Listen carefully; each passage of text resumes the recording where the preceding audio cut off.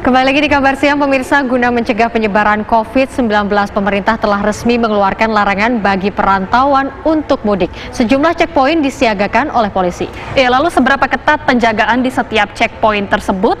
Reporter Maria Asegaf dan juru kamera Bambang Tri akan mengajak Anda menyusuri jalur mudik Jakarta-Karawang melalui jalur arteri. Pemirsa, kita ketahui bersama pemerintah pusat telah secara resmi melarang warganya untuk mudik berlaku mulai tanggal 24 April hingga 31 Mei 2020 mendatang.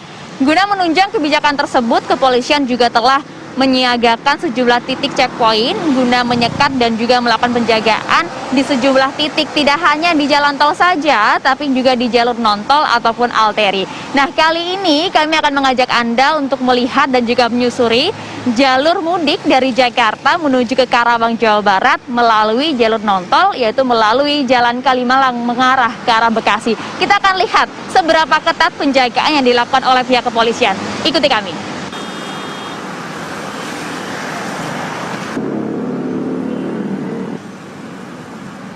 Nah, tadi kita telah melewati checkpoint pertama yang berada di Sumber Alam Bekasi. Nah, tadi dilihat ya, ada sejumlah petugas yang kemudian memberhentikan beberapa kendaraan bermotor maupun kendaraan roda 4. Ternyata tidak semua kendaraan yang satu persatu diberhentikan begitu saja di checkpoint pertama. Hanya kendaraan yang berboncengan ataupun kendaraan yang melebihi kapasitas dan juga membawa barang yang berlebih begitu, baru nanti diberhentikan oleh pihak petugas dan ditanya tujuannya mau kemana dan kemudian apa tujuan mereka menuju ke wilayah tersebut. Jika memang tujuannya adalah bekerja, nanti mereka memang akan diperbolehkan untuk melanjutkan perjalanan kembali. Seperti kami, para wartawan yang memang sedang melaksanakan pekerjaan, sehingga tadi diperbolehkan untuk melanjutkan perjalanan.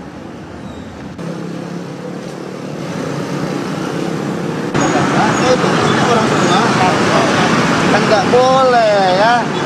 Bapak lebih besi 3 juga nggak boleh. Ya. Jadi Bapak kalau mau berbalik, harus Jakarta lagi ya. Boleh buka dikit, Pak? Nggak bisa ya.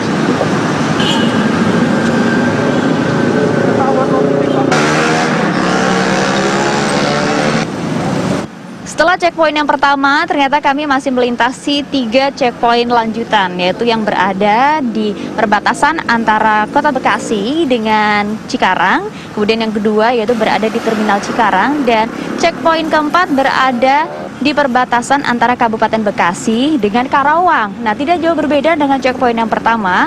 Checkpoint tersebut kami masih melihat ada sejumlah petugas yang kemudian melakukan pemantauan di titik-titik checkpoint tersebut, dan sejauh kami tadi melihat di setiap checkpoint tersebut para petugas itu hanya memberhentikan para pengendara yang kemudian tidak mematuhi aturan berkendara selama PSBB. Di antaranya tidak mengenakan masker, kemudian tidak menjaga jarak di dalam kendaraan, dan juga tidak mematuhi aturan jumlah penumpang di setiap kendaraan, yaitu batasnya hanya 50% dari total kapasitas kendaraan. Nah, yang melanggar aturan-aturan tersebutlah yang kemudian baru diberhentikan oleh petugas dan diminta untuk putar balik ke arah Jakarta. Sehingga tadi pada saat kami melintas pun masih banyak kendaraan yang masih bisa melintas menuju ke arah Karawang.